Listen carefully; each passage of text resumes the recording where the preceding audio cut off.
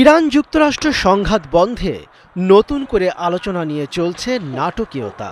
Donald Trump তেহরানের সঙ্গে আলোচনা চলার দাবি করলেও তা সম্পূর্ণ নাকচ করে দিয়েছে ইরানের পররাষ্ট্র মন্ত্রণালয়। হোয়াইট হাউসে আলোচনার বর্তমান অবস্থা সম্পর্কে ট্রাম্প সাংবাদিকদের বলেন, এটি ইরানের অনুরোধে হচ্ছে এবং সৌদি আরব, সংযুক্ত আরব আমিরাত ও কাতারের সমর্থন রয়েছে।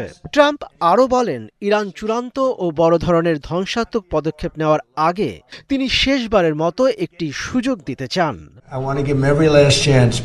আমার মনে হয় আমরা হয়তো কোনো একটা সমাধানে পৌঁছাতে পারবো, তবে চূড়ান্ত পদক্ষেপ নেবার আগে আমি তাদের শেষবারের মতো একটি সুযোগ দিতে চাই। আমরা যা পরিকল্পনা করেছি তা বাস্তবায়ন করা অত্যন্ত কঠিন একটি কাজ। আশা করি তাদের শুভবুদ্ধির উদয় হবে।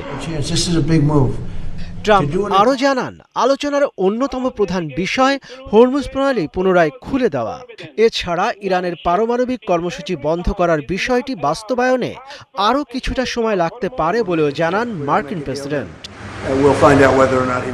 অন্যদিকে ইরানের পররাষ্ট্র মন্ত্রণালয়ের মুখপাত্র ইসমাইল বাঘাই জানান, যুক্তরাষ্ট্রের সঙ্গে এই মুহূর্তে কোনো আলোচনা শুরু হচ্ছে না। পাশাপাশি কোনো প্রতিনিধি দলকে আমন্ত্রণ বা কোনো ইরানি প্রতিনিধিদের বিদেশে পাঠানোর পরিকল্পনাও তাদের নেই। তবে হরমুজ প্রণালী ইস্যুতে ওমানের সাথে চলমান আলোচনা চূড়ান্ত পর্যায়ে রয়েছে বলে জানান বাঘাই। এছাড়া কূটনৈতিক তৎপরতা সত্ত্বেও ইরান জানিয়েছে যে তাদের সামরিক প্রতিরোধ সক্ষমতা বজায় রয়েছে। ইরানের রেভলিউশনারি গার্ড IRGC ঘোষণা করেছে, যে কোনো হুমকির জবাবে পাল্টা ব্যবস্থা নিতে তারা প্রস্তুত।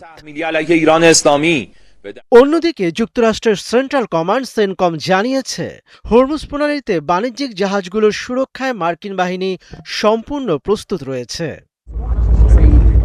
মনিরুজ্জামান বাবু, ৭১।